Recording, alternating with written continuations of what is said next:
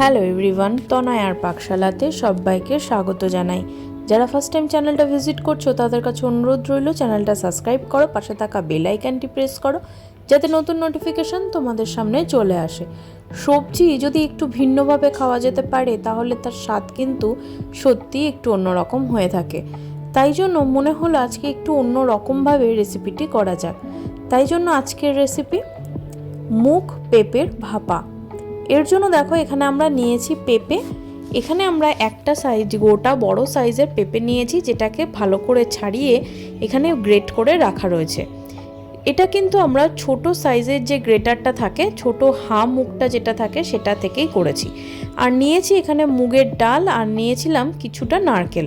মুগের ডালটা কিন্তু এখানে ভাজা নেই, এটা কিন্তু কাঁচা মুগ ডাল জলে ভেজানো ছিল। এবার একটা ছোট ফ্রাইং প্যানে দেখো পরিমাণ মতন মা দিয়েছিল সাদা তেল। তেলটা গরম হলে ফোড়নে দিল তেজপাতা, শুকনো লঙ্কা, 1 চামচ মতন গোটা জিরে, ঝালের জন্য দেওয়া হয়েছিল কাঁচা লঙ্কা আর 1 চামচ মতন আদা কুচি। আদাটাকে কিন্তু তোমরা চাইলে গ্রেটারের সাহায্যেও একটু মিহি করেও করতে পারো। আমরা একটু ডুমো ডুমো করে দিয়েছি। খুব সুন্দর যখন চড়বড় করে উঠবে আর ফোড়নটা যখন একদম সুন্দর ভাজা হয়ে এর থেকে গন্ধ ছাড়বে, তখন কিন্তু এটাকে সাইড করে রেখে দিতে হবে। এবার দেখো একটা বাটির মধ্যে সেই গ্রেট করে নেওয়া পেঁপেটাকে আমরা নিয়ে নিয়েছি। যদি মনে হয় পেঁপের যে কষকষ গন্ধটা তোমাদের পছন্দ নয়, তাহলে হালকা একটু গরম জলে দিয়েই তুলে নিতে পারো, তাহলেও কিন্তু গন্ধটা অনেকটা রিমুভ হয়ে যাবে। এবার দেখো এর মধ্যে দিয়ে দেওয়া হয়েছিল মুগের ডাল, 1 মুঠ মতন নেওয়া হয়েছিল মুগের ডাল, ছোট কাপের 1 কাপ মেপে নেওয়া হয়েছিল, 1 কাপ মতন নারকেল কোড়া, একটা বড় সাইজের টমেটো, আর নেওয়া হয়েছিল একটা সামান্য ছোট্ট দেখে একটা কাঁচা লঙ্কা। যেহেতু ফোড়নে লঙ্কা দেওয়া আছে সেহেতু ঝালটা একটু বুঝেই তোমরা দিও। নুন আর চিনি দেওয়ার পর দেওয়া হলো 1/2 চামচ মতন জিরের গুঁড়ো, 1/2 চামচ ধনের গুঁড়ো, আর 1/2 চামচ মতন দেওয়া হয়েছিল গরম মশলার গুঁড়ো। এবার এর মধ্যে দিয়ে দেওয়া হলো 1 থেকে 1.5 চামচ মতন ঘি। এই ঘিটাকে মেল্টেড করার কোনো দরকার নেই, রুম টেম্পারেচারে থাকলেই যথেষ্ট। দেওয়া হয়েছিল সামান্য একটুখানি হলুদের গুঁড়ো। এবার যে তেলটি আমরা এখানে ফোড়ন দিয়ে রেখেছিলাম সেই তেলটা কিন্তু এর মধ্যে দিয়ে দিতে হবে। এবার এটাকে খুব ভালো করে কিন্তু হাতের সাহায্যে মেখে নিতে হবে। এখানে ডালটা কিন্তু আমরা ভেজে প্রথমেই বললাম ইউজ করিনি। ডাল কিন্তু খুব ভালো করে একটা শুকনো ন্যাকড়ার মধ্যে খুব ভালো করে মুছে নিয়ে তারপর এটাকে জলে ভিজিয়ে রেখেছিলাম, সেখান থেকে তুলে এটাকে একদম জল ঝরিয়ে রাখা ছিল।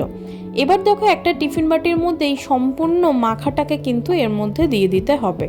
এবার দেখো বাটি ধুয়ে যতটুকু জলের প্রয়োজন সেই অনুযায়ী একটু সামান্য জল দিতে হবে, নইলে কিন্তু যেহেতু ডাল আছে সেহেতু কিন্তু এটা একটু মাখো মাখো আর সিদ্ধ হতেও কিন্তু প্রবলেম হতে পারে। তাই আমরা এখানে 1 কাপ মেপে নিয়েছিলাম মুগের ডাল। এটা সোনা মুগ নয়, সোনা মুগের থেকে একটু যে বড় সাইজ সেটা, তোমরা চাইলে সোনা মুগ ইউজ করতে পারো। এবার দেখো সেই কাপ মেপেই যদি আমরা রেশিও ধরি তাহলে কিন্তু 1/2 কাপের থেকে আর একটু কম জল এতে আমরা ইউজ করলাম। ওপরে দিয়ে দিয়েছিল একটা শুকনো লঙ্কা আর একটা কাঁচা লঙ্কা। এবার এটাকে প্রেসার কুকারে আমরা ভাপাটা করব।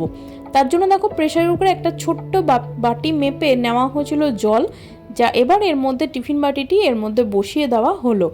যা তোমরা জলটা কিন্তু ততটাই আন্দাজ করে দিও যাতে কোনোভাবে ওভারল্যাপ করে ভেতরে চলে না যায়। এবার এটাকে প্রেসার কুকারে দিয়ে 4টে হুইসেল দিয়ে আমরা এইভাবে রেখেছিলাম। ঠান্ডা হয়ে গিয়েছে, চলো এটাকে বের করে দেখা যাক তৈরিটা কতটা হলো।